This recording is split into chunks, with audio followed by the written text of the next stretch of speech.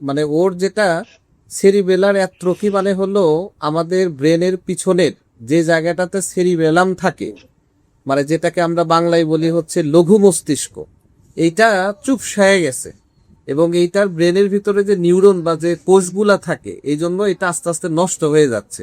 এখন সেরিবেলাম আমাদের শরীরের কয়েকটা কাজ করে, একটা ব্যালেন্স সে ঠিক রাখে, অর্থাৎ সেরিবেলামটা আমাদের শরীরের যে ভারসাম্য, এই ভারসাম্যটাকে ঠিক রাখে। এখন সে কিন্তু ব্যালেন্স ঠিক রাখতে পারতেছে না, ঠিক না? আচ্ছা, হ্যাঁ, হ্যাঁ, হ্যাঁ। আচ্ছা, তারপরে হচ্ছে কোঅর্ডিনেশন, মানে হচ্ছে অঙ্গভঙ্গির যে একটা সমন্বয়, মানে একটা হাসি দিতে যেরকম লাগবে, মানে একটা অঙ্গভঙ্গির যে ব্যাপারটা, হ্যাঁ, এইটা ও করতে পারবে না। আবার কথা বলা এবং সূক্ষ্ম, যেমন কথা বলা বলতে গেলে আওলায় যাবে, কথা ঠিক মতো বলতে পারবে না। আবার সূক্ষ্ম কাজ যেমন লেখালেখি করা, বুতাম লাগানো, তারপরে আপনার ছোট কাজ, জি, জি, জি। এগুলা ও করতে পারবে না। বুঝতে পারছেন? তো এগুলা জি, জি। আসলে অনেক কিছুর কারণে হইতে পারে। এখন এটা বংশগত কারণে হইতে পারে, স্ট্রোকের কারণে হইতে পারে। এখন স্ট্রোক তো ওর হয় নাই, আবার বিভিন্ন বিষক্রিয়াও হইতে না, পারে। না, এটা হুম হুম। তারপরে অটো ইমিউন কিছু ডিজিজ আছে, এ কারণেও হইতে পারে। আবার কিছু ইনফেকশনও হইতে পারে, অথবা অপুষ্টিজনিত, হ্যাঁ, ভিটামিনের অভাবেও এরকম হইতে পারে আর কি।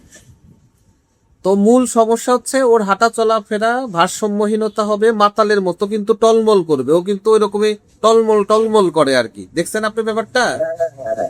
তারপরে কথা জড়িয়ে যাবে, কথা জড়িয়ে যাবে, যেটাকে স্লার্ড স্পিচ আমরা বলি আর কি, অস্পষ্ট শোনা যাবে। আর কোনো কিছু ধরতে গেলে হাত পা কাঁপবে, কাঁপাকাঁপি করবে আর কি, হ্যাঁ। তারপরে চোখের মনি খুব দ্রুত এদিক সেদিক নড়াচড়া করবে। ওর কি এটা করে? চোখের মনি কি নড়াচড়া করে দ্রুত? হ্যাঁ স্যার, হ্যাঁ হ্যাঁ। এর আগে আমি খেয়াল করছিলাম একবার। চোখের মনি, জি। হ্যাঁ, আপনার হ্যাঁ, হ্যাঁ, ওটা ঠিক আছে, আমি দেখছি আবার মা ওই চোখের মানে এরকম, মানে হঠাৎ করে এইটুকু করে এরকম। জি স্যার, জি জি। জি জি, ঠিক আবার ওই বলছেন। খাবার গিলতে, বিশেষ করে পানি গিলতে ওর কষ্ট হবে আর কি। পানি গিলতে কষ্ট হচ্ছে। পানি খেতে সমস্যা, খাবার গিলতে সমস্যা হয় স্যার। ওর পানি টানি হুজুর গিলতে উনি গেলে গলায় আটকায় যায় কিনা, বিষম টিসম খায় কিনা, এগুলা দেখতে হবে আর কি। যাই হোক, এখন এই রোগটা খারাপ, এইটা আসলে রিকভার করা খুবই কঠিন আর কি। হ্যাঁ, এখন আপনাদের যদি ধৈর্য থাকে, ব্যাপক পরিমাণে একদম বুলডোজারের মতো ধৈর্য থাকা লাগবে আর কি, বুঝলেন? তো আসলে এটা মানে হ্যাঁ, আধুনিক মেডিকেল সায়েন্সে এটাকে আগের অবস্থায় ফিরিয়ে আনা প্রায় অসম্ভব ব্যাপার। আর যদি আপনার কিছু, ওর ওই হাত পা যাতে শক্ত শক্ত টক্ত না হয়ে যায়, এই জন্য একটু হাত পায়ে ব্যায়াম ট্যায়াম করানো লাগবে, কথা টথা একটু বলাইতে হবে, হ্যাঁ। বা হাঁটতে, এখনো তো আর ওরকম সমস্যা হয় না, দেখা যাক, আল্লাহ ভরসা, আমরা চেষ্টা করি আর কি, আল্লাহর নাম নিয়ে আমরা চেষ্টা করতে থাকি, দেখা যাক, আল্লাহ ভরসা। আসলে এগুলা তেমন কোনো সারা বিশ্বে ভালো কোনো ট্রিটমেন্ট নাই আর কি। তা আল্লাহ পাক যদি উপর থেকে দয়া না করে, আসলে এগুলা রিকভার করা খুব কঠিন। এখন ওনার বাচ্চা কাচ্চা আছে, আল্লাহ পাক যেন ওই বাচ্চা কাচ্চার উসিলায় ওনাকে মাফ করে দেয়। আসলে এটা আলটিমেটলি কিছু করার নেই। এখন আমরা চিকিৎসা দিতে থাকি, আপনাকে ধৈর্য ধরে দীর্ঘদিন ওকে ওষুধ খাওয়াইতে হবে, কেমন?